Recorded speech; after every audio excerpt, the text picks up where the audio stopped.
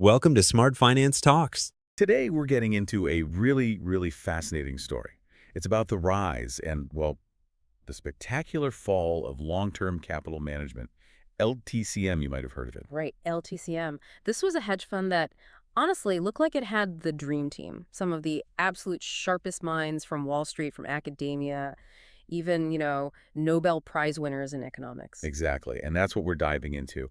How did this fund, built on these incredibly complex math models designed to basically eliminate risk, how did it end up almost crashing the entire global financial system back in, what was it, late summer 98? Yeah, late 98. It's quite a story, full of twists, things you wouldn't expect, and some, well, pretty big aha moments about how even the smartest theories can just fall apart when they hit the real world. Yeah. The messiness of it all. And we're digging into this using excerpts from really the definitive book on it, When Genius Failed: The Rise and Fall of Long-Term Capital Management. So think of this as your guide, your way into understanding a really crucial moment in recent financial history. Yeah, and to really set the scene, picture this. It's September 1998. You're inside the Federal Reserve Bank of New York. The air is thick. William McDonough, he's the head of the New York Fed then, he's called this secret meeting. Secret meeting. Who's there? The absolute top brass from Wall Street, heads of all the major banks. And why? Because this bond trading firm, Long-Term Capital Management, was about to go under, completely implode. And McDonough was terrified about what that meant for, well, everyone, the whole system. Wow. Okay. And at the center of all this, the founder, was a guy named John Meriwether. Before LTCM, he was already a big deal, right? A major trader at Salomon Brothers. Oh, yeah, legendary trader at Salomon. But his background's kind of interesting. He wasn't, born into finance. Golf was actually a huge thing for him early on. Golf? Really? Yeah, seriously. It even got him a scholarship to Northwestern, believe it or not. A Chick Evans scholarship. They give those to caddies. So even when he joined Salomon later, he wasn't your typical Wall Street guy back then. But clearly, he had a knack for trading, a real talent. In '77, he starts the arbitrage group at Salomon. And that was a big shift, wasn't it? Yeah. Using the firm's own money. Huge shift. Principal trading, yeah. Using Salomon's capital to make bets. And Meriwether was good. Really good. Plus, he had this famous, completely unreadable poker face. That group became a massive profit engine for Salomon. And what's interesting is he didn't just rely on gut feeling, right? He wanted numbers. Math. Exactly. He saw the power of quantitative analysis way ahead of many others. So he started hiring academics. Eric Rosenfeld from Harvard was an early one. And then, crucially, Myron Scholes and Robert Merton, the guys who later won the Nobel. It's funny reading about them. These absolute geniuses with models, but apparently kind of awkward socially. Like they could break down derivative risk, but maybe not small talk. Totally. That's the picture you get. Intellectual giants, but yeah, maybe not the life of the party. Meriwether basically built this little focused world for them inside Salomon's arbitrage group. Kept them insulated almost. And that group had its own vibe, right? Intense. Very intense, super focused on the models, kind of inward looking. They even had these high stakes games, like liar's poker, to decide who paid for dinner. Reflected their whole approach to risk, I guess. Meriwether's leadership, though, was key. Quiet guy, but really ambitious, valued smarts above everything. And despite making all this money, personally, he lived pretty simply. Yeah, surprisingly modest. Lived in a 2-bedroom apartment with his wife for a long time. His whole life seemed to revolve around Salomon. The firm was everything. Which makes his exit in '91 even more dramatic. The Salomon scandal. Right, the Treasury auction scandal.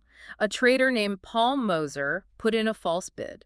Meriwether wasn't directly involved in the bad act itself, but he got caught up in the fallout. He was loyal to Moser, didn't throw him under the bus, and basically got forced out. Even though he hadn't done the wrong thing personally. Exactly. And the thing is, his team, that whole arbitrage group, was incredibly loyal back to him. So he's out. Mid-40s. What's next? The market's booming in the early 90s. Hedge funds are becoming a thing for the super rich. Right. Perfect timing in a way. Hedge funds had this allure, exclusivity, big potential returns. And importantly, they weren't heavily regulated back then. Especially if you were only taking money from really wealthy people. Yeah, the sort of unwritten rule was if you had, say, $5 million or more to invest, you were considered sophisticated. You supposedly knew the risks. So the government kind of let them be. If you lost your money, well, that was on you. That light touch regulation, it becomes a huge part of the LTCM story later on. Okay, so Meriwether sees this opportunity, starts putting together his own shop, long-term capital management, and step one, Assemble the Avengers of Finance. Absolutely. Yeah. Getting Scholes and Merton on board, that was a masterstroke. It wasn't just their brains, it was the prestige. Having Nobel laureates. One money manager literally said it was like having Michael Jordan and Muhammad Ali on the same team. It gave them this mystique. And they play that up, right? They weren't just a hedge fund. They were a financial technology company. Totally. That was their branding. All about the power of numbers. Managing risk with these super smart quantitative models. Technology, not just trading intuition. And the bedrock was the Black-Scholes formula, the options pricing thing. Yeah, that was fundamental. It had changed everything in options pricing. It worked off ideas like the law of large numbers, and this key concept that volatility, how much prices bounce around, was the main thing to measure risk by. And it assumed markets moved smoothly. No sudden massive jumps. Pretty much. It assumed prices followed what's called a log normal distribution, meaning huge, out-of-the-blue price swings were seen as really, really unlikely, and that prices moved continuously, not in big gaps. That whole framework, that's how LTCM looked at the world. And their main strategy was arbitrage, finding tiny price differences. Exactly. Arbitrage, at its core, is spotting tiny temporary mismatches in prices between things that should really come the same or be very closely related. And you bet that those prices will snap back together. Like finding a Treasury bond futures contract slightly cheaper somewhere and selling a near-identical Treasury bill slightly higher somewhere else. That's the kind of idea. You buy the cheap one, sell the expensive one, wait for the prices to converge, come back together, and you pocket that tiny difference. The theory is it's almost risk-free, these little trades.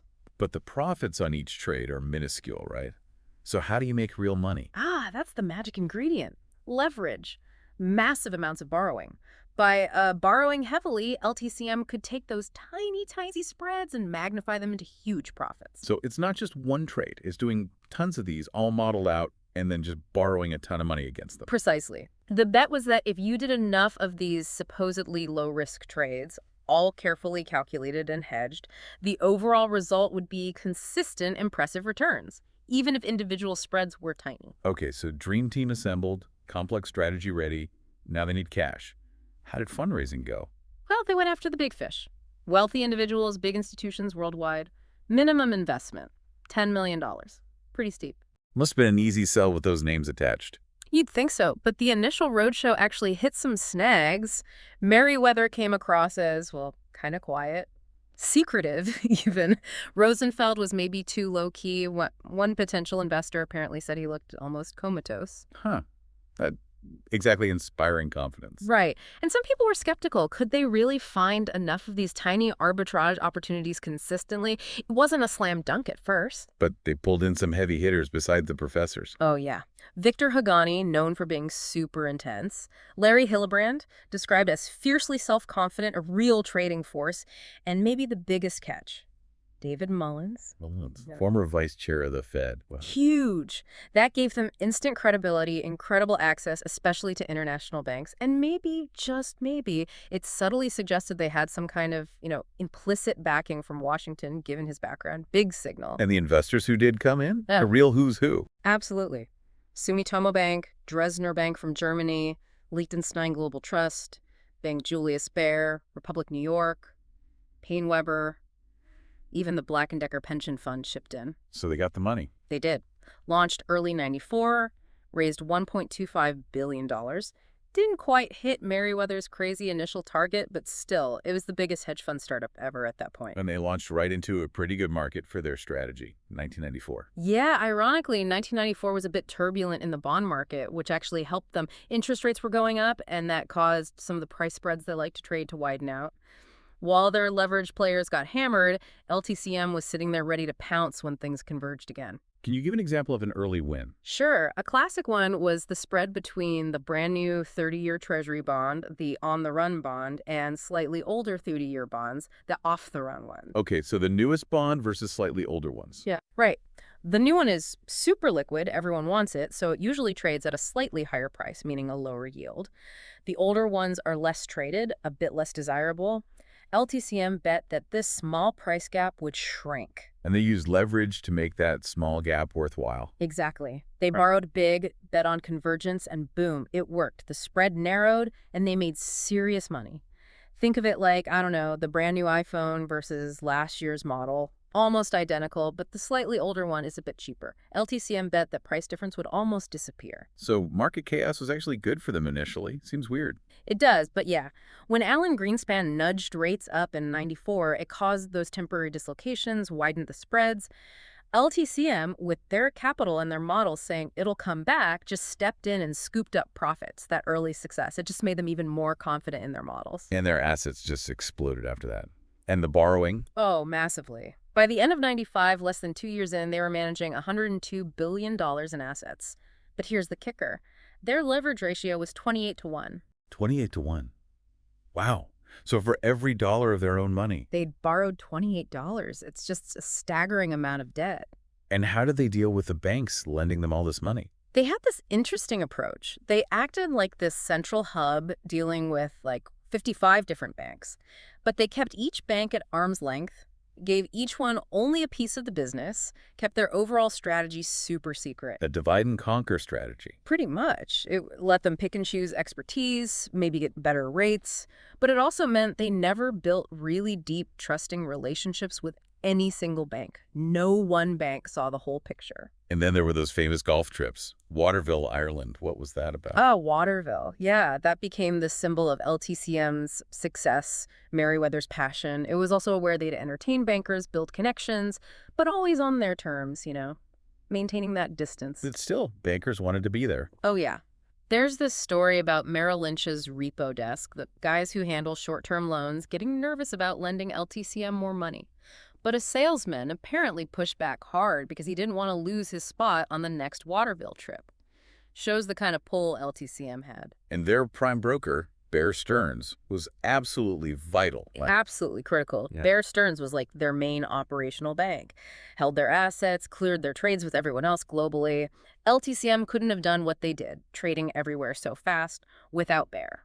And Hillebrand, Larry Hillebrand, he was tough with Bear Stearns. Yeah, apparently drove some hard bargains. He seemed to understand that LTCM was vulnerable if Bear ever got spooked and pulled back. He even tried to get guarantees that Bear wouldn't dump LTCM's positions in a crisis. Didn't get him, though.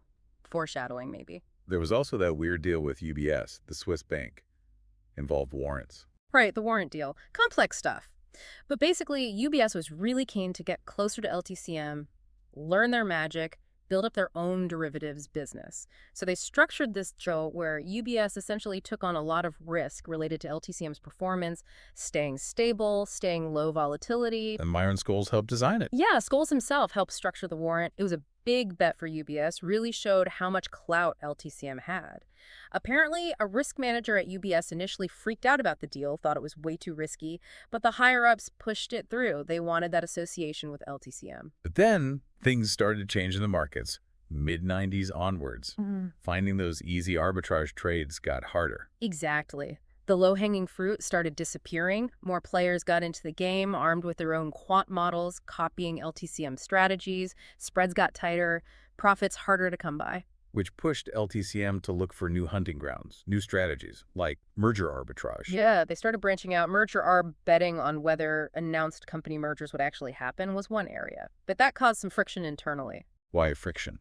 Well, guys like Scholes and Merton were apparently worried it wasn't their core expertise. Evaluating merger deals involves different kinds of analysis, not just pure math. But Hillebrand, who had a lot of sway on the trading side, pushed for it, and they went ahead. And they also ramped up their use of derivatives. Massively. Hugely. By 1997, the sort of face value, the notional value of all their derivative positions hit something like $1.25 trillion. Trillion. That sounds insane. It's a mind-boggling number. Now, a lot of that was supposedly for hedging, offsetting risks from their other trades, but the sheer complexity made it almost impossible for anyone, maybe even themselves, to know their true economic exposure. It was this vast, tangled web of bets. And what was the Fed thinking about all this? Greenspan, hedge funds, derivatives exploding. The general attitude from Greenspan and the Fed back then was pretty hands-off, laissez-faire. They believed in financial innovation, believed sophisticated players could manage their own risks. There wasn't a big push for tighter regulation of hedge funds or derivatives at that time. LTCM also made some big directional bets, right? Like in Japan. That sounds different from pure arbitrage. It was different. Their big bet in Japan was basically that long-term Japanese government bond yields would rise. That's a straight-up bet on interest rates moving a certain way, not exploiting a relative price difference. Some partners were reportedly uneasy about it, felt it was too speculative, outside their usual playbook. So by 97, you can feel the pressure building. What happened at their annual meeting that year? Yeah, they held it offshore because the fund was structured that way, and they basically acknowledged that the easy money and bond arbitrage was drying up. The spreads just weren't there like before. So what did they do? They did something interesting. They decided to return some capital back to their outside investors, handed back about $2.7 billion. Why do that? Well, the official line was they were managing their size, didn't want too much capital, chasing fewer opportunities. But the effect was it dramatically increased the partners' own stake and leverage within the remaining fund. They were concentrating their own risk even more. Interesting. And around the same time, Salomon Brothers, Merriweather's old firm, went a completely different direction. Yeah, Salomon merged with Travelers Group in 97, became part of Citigroup eventually. They chose diversification, moving away from relying so heavily on pure trading and arbitrage. Yeah. A totally different response to that tougher environment. Okay, then we hit 1998, the year it all goes wrong. One big bet they had on was shorting equity volatility, selling volatility. Right. Their models were telling them that the market was pricing in too much fear, expecting too much future stock market fluctuation. So the professors figured, hey, volatility is overpriced, let's sell it. They bet that things would calm down. Believing things would become more rational, more predictable. Exactly. It tied into their core belief, the absolute foundation of LTCM market convergence, that no matter how out of whack prices got temporarily, they would always eventually snap back to their correct relationships. Spreads would narrow. But in 98, that started not happening. Spreads were widening. Yeah, that was a bad sign. Take corporate bonds, like A-rated ones. The extra yield they offered compared to super safe U.S. Treasuries started getting bigger, not smaller. Investors were demanding more compensation for risk. That went directly against LTCM's bets. And then came the big one, the event that changed everything. Russia, August 98. The Russian financial crisis. Russia devalued its currency, the ruble, and then defaulted on its domestic debt. It sent shockwaves everywhere, absolute panic. And LTCM, what did they do? Surely they saw the writing on the wall. You would think, but astonishingly, no. Even as Russia was clearly cratering, Viktor Haghani and others at LTCM apparently doubled down. They actually bought more Russian bonds. Seriously, why on earth would they do that? It's hard to fully grasp. Maybe it was ultimate conviction in their models, believing the market panic was irrational and things had to revert. Or maybe just hubris. Whatever the reason, it was a fatal mistake. Because the market didn't revert. It panicked. Massively. Global flight to safety. Everyone dumped anything remotely risky and piled into U.S. Treasuries. And what does that do? It blows out spreads everywhere. Emerging market debt, corporate bonds, mortgage securities, everything LTCM was betting would converge suddenly diverged. Violently.